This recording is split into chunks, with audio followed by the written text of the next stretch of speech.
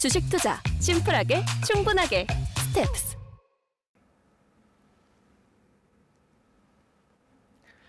안녕하십니까. 중국 주식 담당하는 정정영입니다. 요즘 미국뿐만 아니라 우리나라 모든 글로벌 증시가 많이 좀 흔들리고 있어요. 그래서 투자자분들께서 걱정이 많으실 거라고 생각을 하고 있습니다. 이거에 대해서 최근에 특히나 12월 들어서 중국 정부가 굉장히 글로벌 증시에 도움이 될 만한 내용들을 많이 좀 뿌려줬는데, 그거에 비해서 특히나 중국 주식시장이 탄력을 못 받는 것 같아서 그 내용을 조금 더 이게 무슨 상황인 건지, 어떻게 해석을 해야 되고 앞으로는 어떻게 저희가 대응을 해야 되는 건지에 대해서 말씀을 드려보고자 합니다. 일단 저는 지금 이렇게 장이 가장 흔들리는 가장 큰 이유는 이미 너무 위축된 투자 심리 때문에 중국 정부가 아무리 좋은 소식을 많이 조금씩 흘려준다 하더라도 심리가 쉽게 개선되지 않는 것 같아요. 예를 들면 언론 보도로도 이미 많이 보셨겠지만 12월 달에 지난 7월에 이어서 중국 정부가 또 한 번 지준율을 인하를 했습니다. 은행권들에게 다시 한번 대출을 많이 독려하게끔 지준율을 인하해주는 조치를 취했고요. 제가 오늘 이제 촬영일이 화요일인데 어제 기준으로 중국의 기준금리라고 불리는 LPR, 대출 의대 금리도 1년물과 5년물이 나뉘어지는데 그 중에 1년물에 대해서는 또 금리를 인하를 해줬습니다. 이 1년물 같은 경우에는 일반적으로 단기 대출이라고 해서 저희가 그냥 일반적으로 얘기하는 소비 대출, 소비 서비스 대출 쪽으로 금리를 내려주면서 사람들한테 소비를 더 독려하게끔 만들어주는 조치도 해줬어요. 그리고 여기에다가 사실 원래 중국 정부는 개인의 주택담보대출 잔액이라던가 증가율이라던가 관련된 지표들을 분기에 한 번씩만 발표를 했었습니다. 근데 이례적으로 10월부터 2개월 연속으로 지금 월간 단위로 데이터를 발표해주고 있어요. 이게 무슨 의미냐면 아시다시피 헝다리스크도 있었고 중국의 부동산 시장이 좀 위협받는다라는 얘기가 나오자 중국 정부가 10월달, 11월달부터는 다시 한번 부동산 시장으로 자금이 들어가고 있다. 중국 정부가 그렇게 강한 규제라던가 강한 제재를 통해서 부동산 시장을 급냉하고 위축시키려는 것이 아니라 실수요 기반으로는 계속해서 자금을 들어가게끔 만들어줄 것이다 라는 시그널을 저는 보여줬다고 생각을 하고요.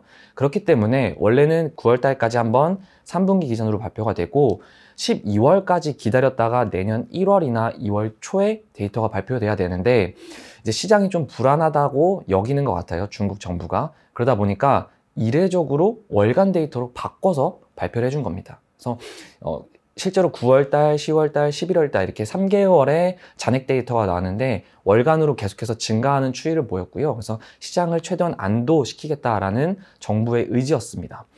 마지막으로는 중국의 인프라 투자 관련이에요. 사실 저는 몇 번 이제 촬영을 통해서 이제 투자자분들께 중국이 인프라 투자를 강하게 밀어붙일 힘은 크지 않다라고 말씀을 드렸습니다. 이 부분에 대해서는 전 아직까지도 같은 맥락으로 생각을 하고 있는데 이제는 속도의 차이죠. 어떤 게 다르냐면 올해 같은 경우에는 인프라 투자를 추진하기 위해서 발행하기 시작한 지방정부 특수채권이라는 것이 있는데요. 이게 원래는 예년에는 계속해서 올해를 위해서 작년 말에 조기 한도를 부여를 해줬어요. 그러니까 중앙정부가 지방정부에게 너네 이만큼 인프라 투자를 해봐 라고 하는 쿼터를 주는 겁니다. 근데 이거를 올해보다 작년 말에 주면서 훨씬 더 인프라 투자를 빨리 하겠다라고 의지를 보여줬던 거죠. 그런데 올해 같은 경우에는 중국의 인프라 투자가 상대적으로 부진했습니다. 그리고 중국이 인프라 투자를 강하게 밀어붙이겠다, 그렇지 않겠다라고 주로 저희가 이해하는 지표가 뭐냐면 중앙정부, 중국 중앙정부가 각 지방정부에게 인프라 투자를 할 수 있게끔 이제 채권 한도를 부여를 해주는데 이게 사이즈가 얼마냐, 얼마나 월 단위로 빨리 발행을 허가를 해주느냐에 따라 달려 있습니다. 그런데 올해 한도 같은 경우에는 일단 2020년 코로나 터졌을 때보다 일단 한도는 줄어들었어요. 그러면 발행 속도라도 빠르게 해서 올해 안에 많은 투자가 일어나고 이를 통해서 경제 성장률 이제 하단을 받쳐줬어야 되는데 이 부분이 제대로 이루어지지 않은 것이죠. 실제로 이번에 그 지방정부 특수채권의 발행의 시작은 3월부터였습니다. 결국 1월과 2월에는 적극적으로 인프라 투자를 하지 않았던 거죠. 그래서 연말에 들어서나 남은 한도를 다 쓰기 위해서 좀 조급하게 발행한 감이 있었어요. 그런데 내년에는 어떻게 하겠냐는 거면, 지난번에 제가 중앙경제공작회의 내용 리뷰를 해드릴 때도 마찬가지지만 중국 정부가 내년에는 인프라 투자를 빨리 추진하겠다라고 언급을 했습니다. 그래서 이에 따라서 이미 올해 11월 달에 내년에 발행되어야 할 채권의 규모를 미리 조기를 앞당겨서 이제 발행을 완료했다라고 해요. 이 말이 뭐냐?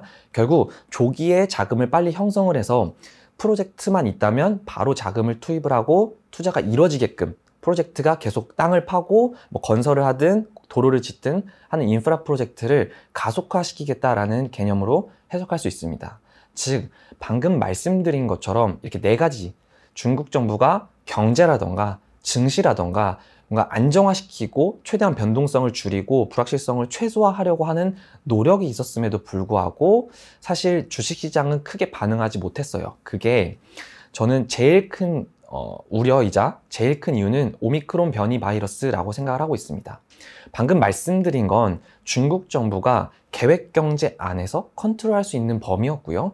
본인들이 경제가 생각했던 것보다 슬로우 다운 하는 게 빨라진다라고 하면 훨씬 더 인프라 투자를 가속화한다라던가 예를 들면 통화량을 좀 공급을 늘려준다라던가 하는 식으로 대응을 해왔는데, 사실 오미크론 변이 바이러스가 전 세계적으로 퍼져나가는 건 중국 정부가 나서서 대응할 수 있는 문제는 아니라고 생각을 해요. 그래서 이제 투자자분들께서 걱정하시는 게 중국의 이런 제한적인 부양 조치라던가 제한적인 지원 조치에도 불구하고 막무가내로 이렇게 주식을 털어내려고 하시는 모습들은 우선 오미크론 변이 바이러스에 대한 막연한 두려움과 그리고 최근에 이제 미국 정부를 시작으로 많은 국가의, 대부분의 국가의 중앙은행들이 지금까지의 통화 정책을 점점 정상화시키려고 하고 있는데, 이 물가 우려도 있고요. 이 상황에서 과연 오미크론 변이 바이러스로 인해 충분히 정상화 과정으로 돌아갈 수 있을 것인지, 그러면 오미크론에 대응하기 위해서 다시 한번 유동성을 급격하게 풀어가야 되는 것인지,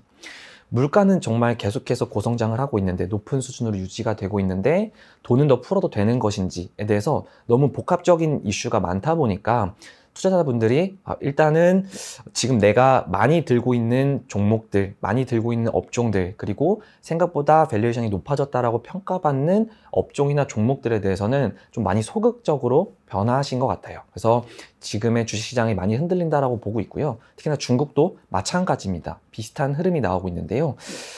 다만 저는 중국 시장은 그래도 아직까지 리스크온 모드가 유지가 되고 있다, 여전히 위험 자산을 선호하는 흐름이 나타나고 있다라고 말씀을 드리고 싶어요. 대표적으로 중국 주식시장의 리스크 온오프를 확인하는 지표로 저희가 중국의 이제 거래대금이 어느 정도로 유지가 되느냐에 굉장히 민감하게 반응을 하고 있습니다. 그 기준선이 한 1조 위안 정도로 얘기를 해요. 그런데 사실은 한 올해 9월 중순까지만 하더라도 한 1.2조, 1.3조에 다달했던 중국의 거래대금이, 중국 증시의 거래대금이 9월 하순경부터 10월 달까지 확 급격하게 빠졌습니다. 기억하시겠지만 이때 중국의 전령난도 있었고요. 중국의 헝다 이슈도 있었고요. 그 다음에 코로나19도 이때 다시 한번 중국에서 좀 긴 시간 동안 확산이 됐었습니다. 이런 이슈 때문에 거래대금이 쭉 올라가다가 확 떨어지는 모습을 보였고요.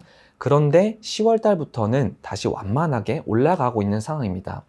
자, 앞서 비슷한 사례처럼 그런 이슈가 있었을 때처럼 거래대금이 급락한다라고 하면 이번에도 일단 사람들이 가지고 있는 주식들을 모두 빼서 일단 현금 비중을 늘리자라는 관점으로 이해하는 게 맞겠지만, 지금은 현재 나와 있는 이슈들에 대해서 중국 투자자들이 그렇게 크게 내가 자금을 현금화시킬 필요까지는 없겠다라고 저는 판단을 하고 있는 것 같아요. 이 거래대금이 계속 유지가 되고 있다는 점은. 그래서 과거 대비 좀 레벨이 낮아지긴 했지만 여전히 1조 위안을 계속해서 상회하는 거래대금이 유지되고 있다라는 점은 저는 중요한 포인트로 잡고 있고요. 여기에다가 신용자금도 어느 정도 계속 상승세가 유지되고 있는 상황입니다. 계속해서 잔액이 쌓여가고 있는 상황이고요. 일반적으로 저희가 이제 신용장고라고 하면 앞으로 주시장이 조금 더 오를 거라고 예상을 하고 이거에 맞춰서 투자를 하는 것이기 때문에 이 부분도 좀 긍정적으로 평가할 필요가 있지 않을까, 이렇게 생각을 하고 있습니다. 근데 그럼에도 불구하고 국내 투자자분들께서 특히나 중국 시장 너무 많이 흔들린다 라고 많이 느끼는 이유 중에 하나가 제가 생각했을 때는 워낙에 그 중국 주식 포트폴리오 중에 최근에 이제 신재생, 뭐 예를 들어 중국의 전기차라던가 태양광, 풍력 쪽으로 많이 들고 계셨기 때문에 이쪽이 최근에 조정을 많이 받았었거든요. 그러다 보니까 실제 지수가 움직였던 것보다 훨씬 더 많은 좀 충격을 받으실 수 있을 거라고 생각을 하고 있어요. 그래서 이 부분에 대해서 좀 말씀을 드리면 사실 그 신재생, 그러니까 태양광이나 풍력 쪽, 그리고 전기차 부분은 이번 조정에서 좀 취약할 수밖에 없었다라고 저는 생각을 하고 있어요. 그러니까 시장 전반적으로 흔들렸기 때문에 얘네도 피할 수 없다라고 보고 있는데 왜 유독 얘네가 조금 더 강하게 흔들렸냐라고 보면 일단 태양광부터 말씀을 드리도록 하겠습니다. 태양광은 아시다시피 중국의 기업들이 이 글로벌 전체 시장에서 굉장히 높은 점유율을 가지고 있어요. 그래서 뭐 시장에서 가격을 결정하는 결정권이 어느 정도 좀 확보가 되어 있는 상황인데 그 중에서도 가장 기초적인 소재, 폴리실리콘과 거기에 따른 웨이퍼 가격이 인하되는, 그러니까 하락하는 추세로 바뀌고 있습니다. 대표적으로 중국의 폴리실리콘 대장주라고 불리는 융기실리콘 자재라고 있어요. 아마 태양광 쪽으로 보시는 분들은 많이 아는 종목이시겠지만 이 기업이 사실 중국의 그 웨이퍼 가격을 결정해주는 좀 신호로 볼 수 있습니다. 시그널로. 그런데 2020년 초부터 올해 중순까지 계속해서 올라갔던 그들의 웨이퍼 공시 가격이 이번 11월, 12월에 들어서 두 차례나 급격하게 인하 공시가 됐습니다. 즉 이제는 가격을 더 올리기 어렵다라는 거죠. 근데 이게 지금 어떻게 해석이 되고 있냐면 단순히 원래 폴리실리콘 가격이 많이 올라서 이 부분에 대해서 부담이 있었을 뿐만 아니라 이제는 중국 내 태양광 설치 수요가 조금 더뎌졌고 둔화됐고 그뿐만 아니라 재고가 워낙 많이 쌓여있기 때문에 현재 상황으로는 지금의 가격 수준을 유지하기 어렵다라는 얘기가 나오고 있습니다. 결국 펀더멘탈한 이슈이죠. 그래서 이런 이슈가 있었고요. 그 다음에 뭐 전기차 관련해서도 2차 전지, 대표적으로 또 많이 알고 계시는 게 CATL이라는, 우리나라에서 CATL이라고 많이 알려져 있는 중국의 대표 배터리 기업인데 이 기업도 최근에 중국에서 중국 주식을 가장 많이 보유하고 있는 글로벌 펀드에서 CATL의 비중을 한 20% 가까이 줄이는 이런 모습들을 보였어요. 그러다 보니까 최근에 이제 고점을 만들었는데 주가가, 그런데 점점점 대표 펀드나 대표 기관에서 이 CATL에 대한 비중을 줄여나가기 시작하다 보니까 고점 논란이 있는 것이 아니냐라는 얘기가 나오고 있던 찰나였습니다. 이런 과정 중에 오미크론이 야기하는 그런 무서움이 전체 시장을 좀 흔들기 시작했고, 그러다 보니까 가장 비중이 높았던, 그리고 어느 정도 밸류에이션이 많이 비싸졌다라고 평가받는 업종들, 종목들 위주로 많이 흔들린 것 같아요. 그래서 전체 시장을 바라볼 때는 이런 것 때문에 우리가 지수가 흔들린 것보다, 시장이 전체 흔들린 것보다 훨씬 더 내 포트폴리오라든가 내가 보유하고 있는 업종, 종목이 많이 그랬겠구나 라고 저는 이렇게 생각을 하고 있고요. 그러면 이제 앞으로 어떻게 대응을 해야 될까라고 생각을 하면, 저는 1차적으로 그럼 이 흔들리는 시장 중에서 어떤 업종들이 잘 버텨왔는지부터 확인하는 게 중요하다라고 생각을 하고 있습니다. 그래서 좀 살펴보니까 아무래도 올해 한 해 동안 그런 신재생 쪽에 밀려서, 그리고 뭐 공동부유 쪽으로 다시 엮여가지고 상대적으로 소외받았던 중국의 내수주들이 다시 한번 힘을 받고 있는 상황이고요. 실제로 제가 내수 업종 지수와 그 다음에 기술 업종, 뭐 배터리나 이런 신소재 같은 업종이죠.